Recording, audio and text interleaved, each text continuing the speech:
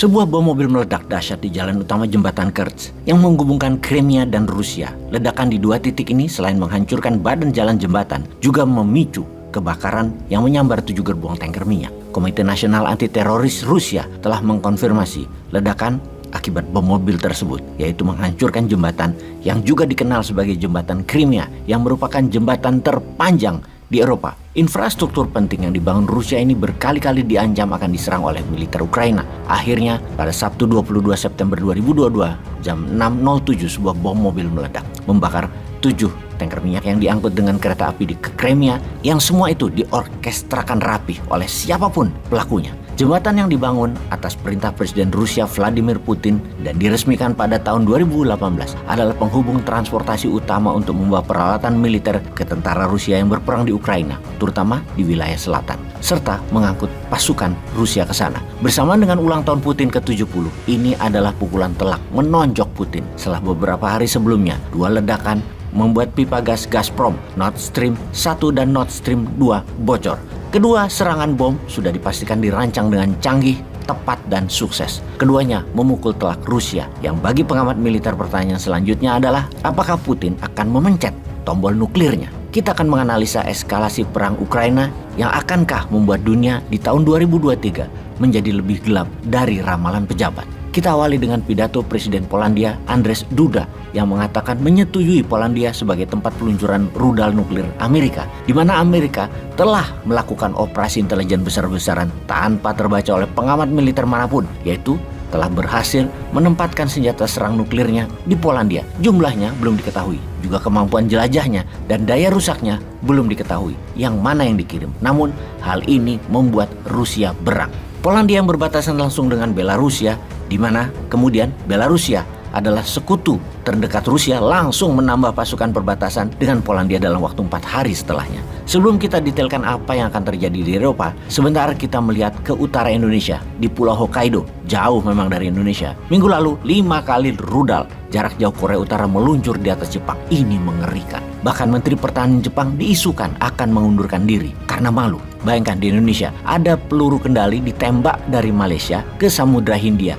Jauhnya 2000 km mendarat di laut, tetapi melewati Palembang, melewati di atas Pulau Sumatera, baru ke Samudra Hindia. Di wilayah Jepang Hokkaido itu tahu-tahu ada rudal melintasi kepala mereka. Walau mendarat jauh 1000 km di Samudra Pasifik, tapi itu belum pernah dilakukan Korea Utara. Ini menantang banget Jepang dan Amerika. Walau peluru kendali itu tanpa hulu ledak nuklir, bisa dibayangkan kalau targetnya Tokyo dan ada hulu ledak nuklirnya. Nggak terbayangkan apa yang akan terjadi. Walau adanya peluru kendali kosong melintasi daratan Pulau Hokkaido, Menhan Jepang malunya bukan main dan diisukan akan mundur. Nggak tahu deh kalau gini-gini terjadi di Indonesia. Dah, jangan harap ada budaya malu, mundur. Nggak ada lah. Malah mungkin dikriminalisasi media yang menulisnya. Dan netizen yang menyebarkannya juga bisa dikriminalisasi. Walau nggak ada hubungan, tapi buktinya nggak ada yang berani ngelawan juga tuh hal-hal kayak gitu. Oke, kita lanjut. Kita gabungkan ceritanya sekarang. Sekutu Rusia, Korea Utara main di sisi Asia Timur, kemudian Tiongkok main dengan Taiwan di sisi Laut Cina Selatan. Lalu Rusia main di Eropa Timur. Intinya, sekutu dan Amerika menghadapi, dunia saat ini sedang tidak baik-baik saja. Itu kesimpulan kita. Dan kita analisa lebih dalam lagi kembali ke Eropa. Adanya serangan bom di Nord Stream, adanya serangan bom di jembatan Crimea, adanya rudal nuklir Amerika di Polandia datang dengan senyap, itu harus diperhitungkan dalam-dalam.